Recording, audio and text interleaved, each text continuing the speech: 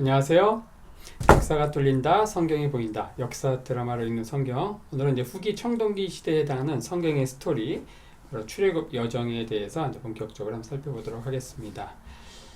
출애굽 여정은 이제 출애굽기 12장 37절부터 신명기 34장 12절까지 이어지는 이제 이스라엘 백성들이 람셋에서 출발해서, 그리고 신명기 34장 모세가 모압 평지에서 죽을 때까지 이 여정이 이제 40년 정도의 시간 동안 펼쳐지는데, 이 출애굽 여정이 출애굽기부터 신명기까지 모세오경 이제 곳곳에, 창세기를 제외한 모세오경 곳곳에 이제 그 스텝 바이 스텝으로 펼쳐지는데, 이 과정을 총 5개의 그 단락으로 나누어 가지고 살펴보면 좀 이해가 쉽습니다. 자, 먼저 첫 번째로 이제 람셋에서 출발해서 시내산까지 가는 여정, 그렇게 나누고요.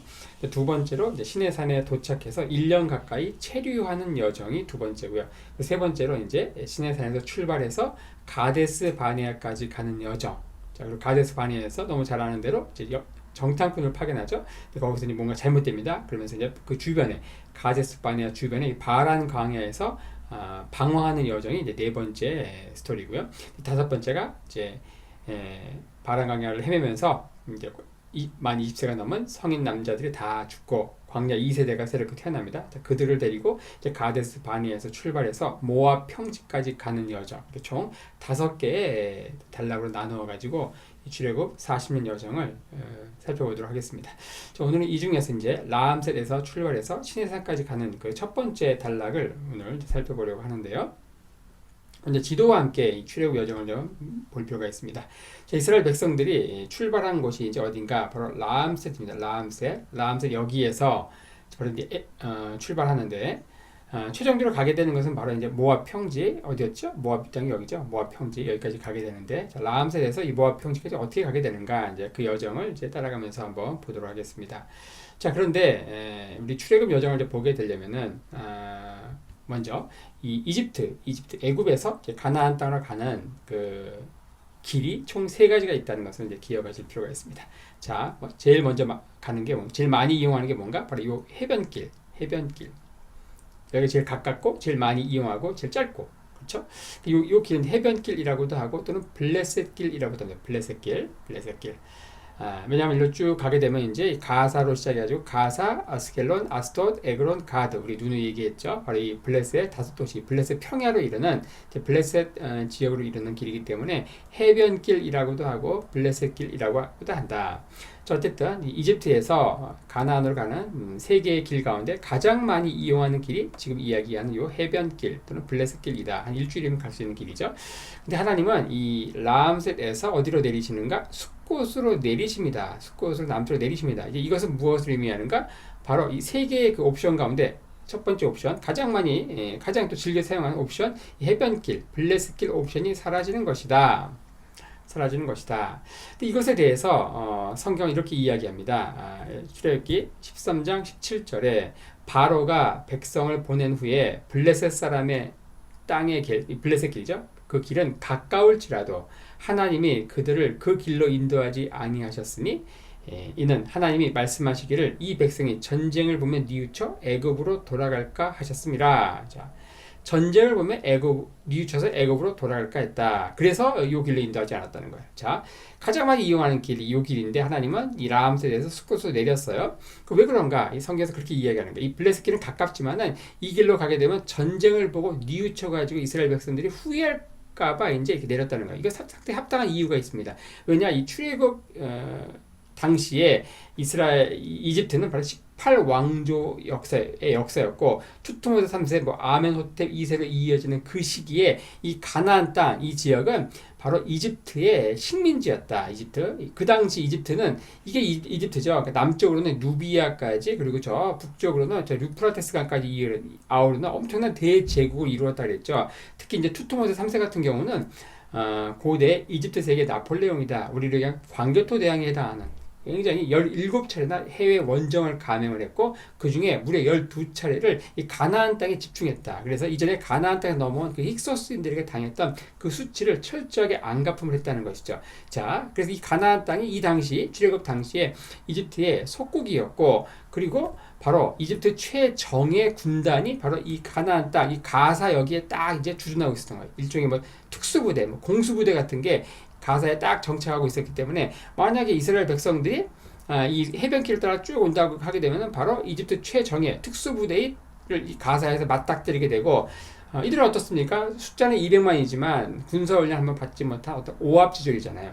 그들이 이제 진짜 이 길로 가게 되면 전쟁을 보고 화들짝 놀라고 혼비백산해가지고 후회해가지고 다시 애국으로 돌아갈 수 있는 그런 상황이 충분히 이해가 되는 것이죠.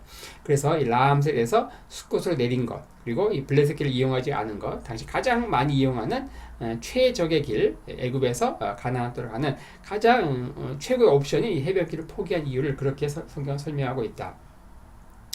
두 번째 이제 이 숫곳에서 어디로 하나님은 인도하시는가 바로 에담 광야로 내리신다. 에담 광야 남쪽으로 또 내려. 이건 뭐냐? 자, 이 이집트에서 가나안으로 갈 수 있는 세 가지 길 가운데 첫 번째 해변길을 이렇게 하나님이 포기하십니다. 그 이유는 이제 설명을 했고요. 군대를 보면 이제 뉘우쳐 가지고 이제 돌아갈 것이다. 그건 충분히 이해가 되는데 이 숲곳에서 이제 또 내리신다는 것은 두 번째 옵션인 바로 수룹길 옵션을 이제 포기한다는 거예요. 수룹길. 상황이 심각하죠. 네. 세 개의 옵션이 있는데 첫 번째 거 사라졌고 두 번째 거 사라졌고 점점 힘들어지는 거예요. 자, 하나님은 이제 이 숲곳에서 에담 광야로 내리셨다. 자, 이때 이제 성경에 뭐라고 나오는가? 에담 광야로 지나갈 때 낮에는 구름 기둥, 밤에는 불 기둥으로 인도하시는 그 이야기가 나오죠. 낮에는 구름 기둥, 그리고 밤에는 불 기둥.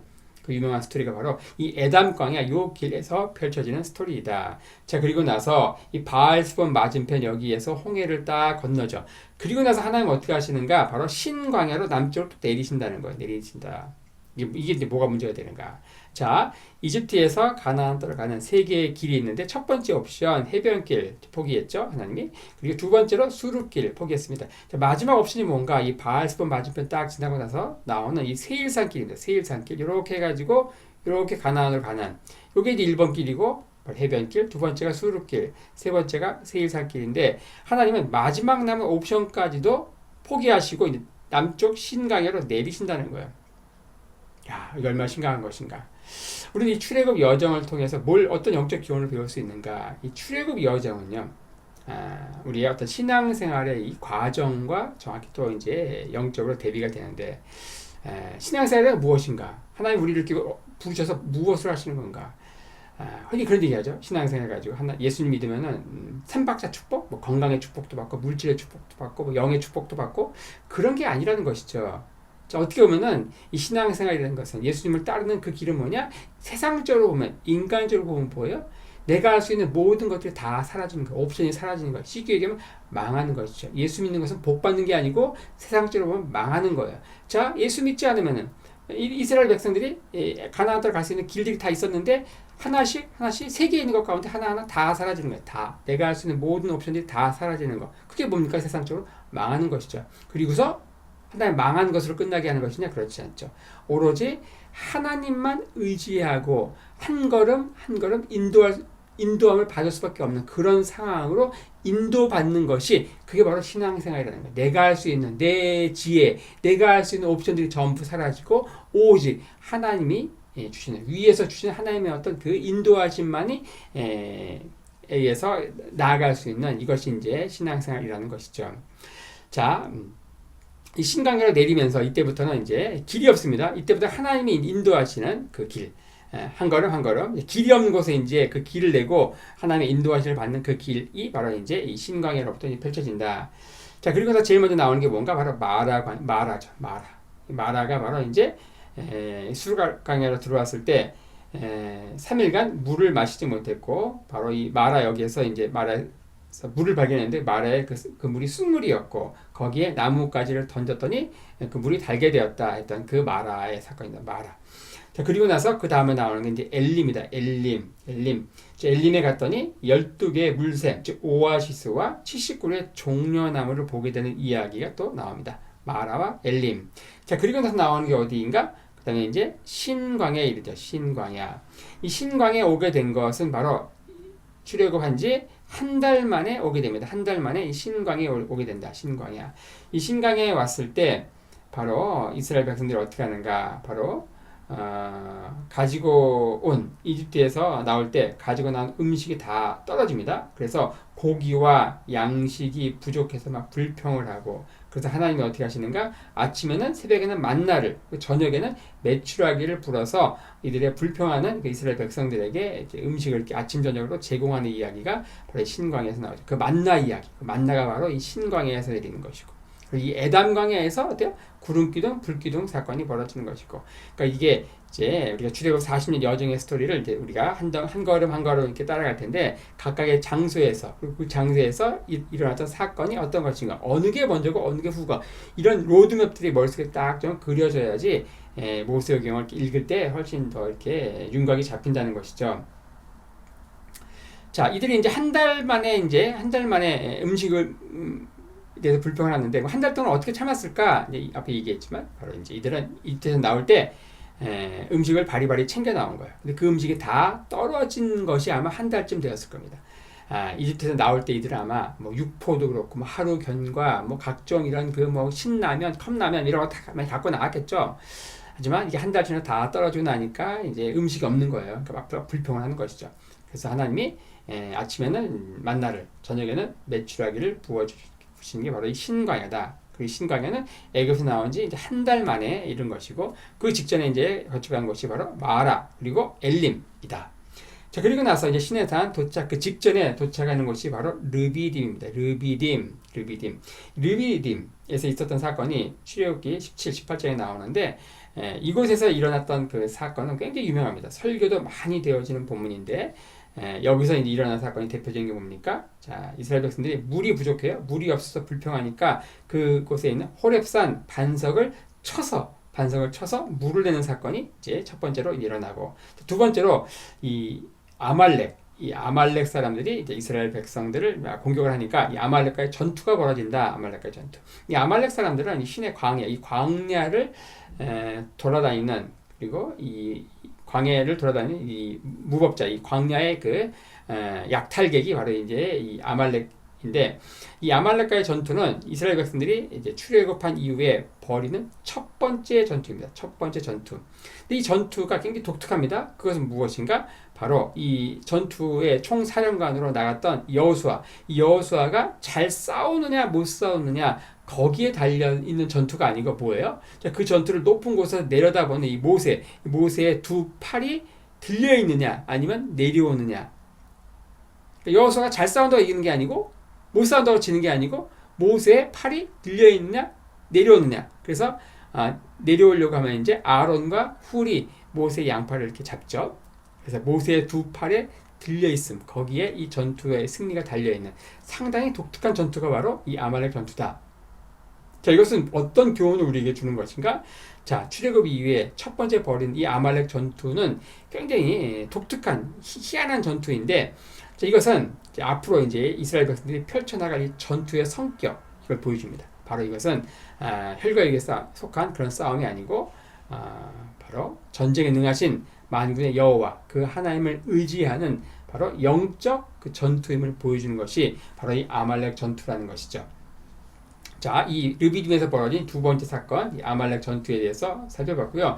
근데 세 번째가 뭔가, 바로 이 르비딤에 있을 때 모세의 장인 이드로가 모세의 아내 십보라와 두 아들 게르솜과 엘리에셀을 데리고 방문한다. 이게 세 번째 사건입니다. 그 다음에 네 번째가 뭐냐? 바로 모세가 혼자서 수많은 사람들의 송사, 재판을 다 하잖아요. 그때 그것을 본 이드로가 별로 지혜롭지 않다고 하면서 이제 제덕을 겸비한 사람, 지혜와 제덕을 겸비한 사람들을 택해가지고 뭐 50부장, 10부장, 100부장, 뭐 1000부장 이렇게 세워가지고 나누어서 이렇게 재판하도록 사법제도의 개편에 대해서 제안을 한다. 자, 그래서 이 르비딤에서 총 4가지 사건이 벌어지는데, 첫 번째 뭐였습니까? 호렙산 반석을 쳐서 물을 내는 거. 두 번째로 아말렉과 전투를 벌이는 거. 세 번째로 모세의 장인 이드로가 모세의 아내 십보라와 두 아들을 데리고 방문하는 거. 그리고 네 번째로 이드로의 제안을 받아들여서 사법제도를 개편하는 이야기. 요게 이제 바로 이 르비딤에서 벌어진 네 가지 사건인 것이죠. 자, 그 다음에 이제 시내산에 도착하게 되는데, 시내산에 도착한 것은 다시 이제 한 달이 지난 후였죠. 그래서 애굽에서 나온 지 한 달 후에 신광에 이르렀고, 다시 한 달이 지나서 이 시내산에 이르게 된다. 그래서 이 시내산에 도착한 것은 이스라엘 백성들이 출애굽한 지 얼마 만인가? 바로 2달 만이죠. 2달 만에 오게 된다. 자, 이렇게 해서 라암셋에서 출발해서 시내산까지 가는 여정, 그리고 이 여정에는 당시 이제 이집트에서 가나안으로 가는 길 세 가지가 있는데, 해변길, 그리고 수륙길, 세일산길 전부 하나씩 다 없애고 무인 사람이 정말 한 번도 지나가지 않은 이 광야길로 하나님이 인도하시는, 그렇게 하면서 이제 한 걸음 한 걸음 오로지 하나님만을 의지할 수밖에 없는 그런 상황으로 몰아가는 여정이 출애굽 여정이다. 그게 더 한마디로 얘기하면 우리의 신앙생활이 또 영적으로 보면 그런 것이다. 그렇게 얘기했습니다. 그래서 이 라암셋에서 시내산까지 간 여정을 지도로 간략히 살펴봤는데, 이것도 간략하게 도표로 정리를 해보면은, 자, 라암셋에서 출발해서 시내산까지 가는 여정, 라암셋에서 시내산까지 가는 여정. 자, 이스라엘 백성들이 라암셋에서 출발한 것이 언제인가? 자, 1월 15일이었습니다. 1월 15일. 이날이 뭐예요? 6월절이죠. 6월절. 이 애굽에서 나온 그 날을 기념하는 게 6월절이잖아요. 바로 그 날이 언제였는가? 이스라엘 달력으로 정월 15일. 요 1월은 우리의 그 제뉴얼이 1월이 아닙니다. 이스라엘 달력으로 니산월이라고 하는, 우리 국제 달력을 하면 3월 중순에서 4월 중순에 해당하는데요. 대략 한 3월 말쯤 되겠네요. 1월 15일이니까. 어쨌든 1월 15일 그때 나와서 한 달이 지나서 2월 15일에 신광에 이르렀다. 그리고 다시 한 달이 지나서 3월 15일에 시내산에 도착했고, 그리고 그 사이사이에 지나간 것이 바로 숫꽃, 그리고 에담 광야, 마라, 엘림, 그리고 르비딤을 지나가죠. 그리고 그 장소에서 있었던 사건, 에담 광야에서는 낮에는 구름기둥, 밤에는 불기둥이 이제 하나님 인도하시고, 마라, 여기에서는 마라의 쓴물 사건이 있고, 그리고 엘림, 여기서는 12개의 오아시스와 70개의 그루의 종려 나무 사건이 있고, 그 다음에 신광야에서는 어떻습니까? 메추라기와 만나가 내리고, 그리고 르비딤에서 몇 가지 사건이 있었죠. 호렙산 반석에서 샘물을 내고, 그리고 아말렉과의 전투가 있고, 그리고 장인과 아내, 또 그리고 두 아들과 상봉하는 이야기. 여긴 기록되어 있지 않지만 장인의 제안을 받아들여서 사법제도를 개편하는 이야기 얘기했습니다. 그래서 이 르비딤에서 있었던 이 사건, 아말렉과의 전투, 그리고 반석을 쳐서 샘물 내는 이야기 많이 설계되어지는 본문인데, 어쨌든 우리는 이 출애굽 40년 여정에서 몇 개 드문드문 떠있는 파편적인 지식, 그걸로 만족하면 안 되고, 각각의 그 로드맵, 이 전체 그림이 머릿속에 그려져야 된다. 그리고 각각의 장소에서 있었던 그 사건들, 그 선후, 이런 것들이 이제 이해가 돼야 된다. 그러니까 애굽에서 나온 지 얼마 만에 시내산에 도착했는가, 이런 질문을 할 때, 이런 뭐 시험 문제가 있다고 하더라도 금방 2달이다, 이렇게 2달 후에 도착했다, 이렇게 대답할 수 있는 분들이 많지 않습니다. 성경을 한 100도 하신 분들도 이스라엘 백성들이 시내산에 도착한 것은 출애굽한 지 얼마 만인가, 뭐 1번, 뭐 일주일 후, 2번, 뭐 한 달 후, 3번, 2달 후, 4번, 1년 후. 그러면 이제 사지선다임에도 불구하고 정답을 딱 고르는 게 만만치 않다는 것이죠. 자, 오늘은 이렇게 해서 라암셋에서 출발해가지고 시내산까지 도착하는 여정, 그리고 각각의 장소에서 일어난 사건들을 지도와 또 도표와 함께 정리했고요.